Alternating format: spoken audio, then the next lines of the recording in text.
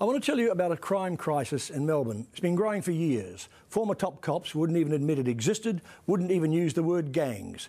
African gangs. This is not racist, it's the truth. These images show the gangs in action. Young men as comfortable carrying a knife as a mobile phone. Often your mobile phone. Specifically, they're gangs involving young men from the Sudan.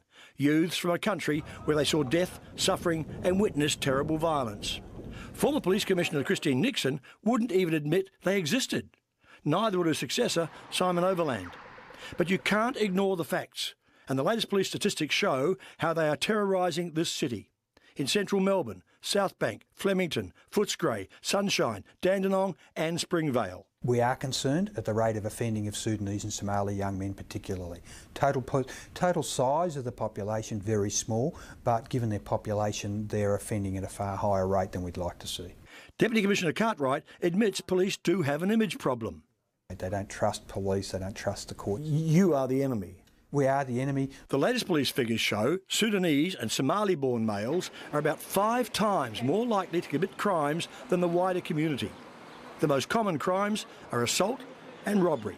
African community leaders, they know what's happening out there on the streets. Let's be clear here. Any crime is crime and should not be tolerated. Dr. Ahmed told me jobs are the key. They commit a crime, they go to jail, they come out, they couldn't get a job in the first place, they won't get a job now. Exactly. And that creates what? More animosity from those young boys because they feel rejected. The Salvation Army is also on the front line in the fight against gangs, even using African-born counsellors who head out each Friday and Saturday night. But senior Salvos admit they've been shocked by the experience.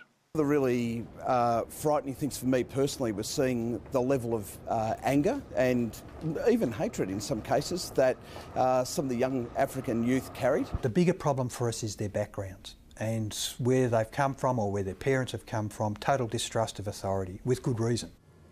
I just want to stress this is not about racism. This is about gangs. And as a judge said recently, people are scared to even travel on our trains. It has to stop.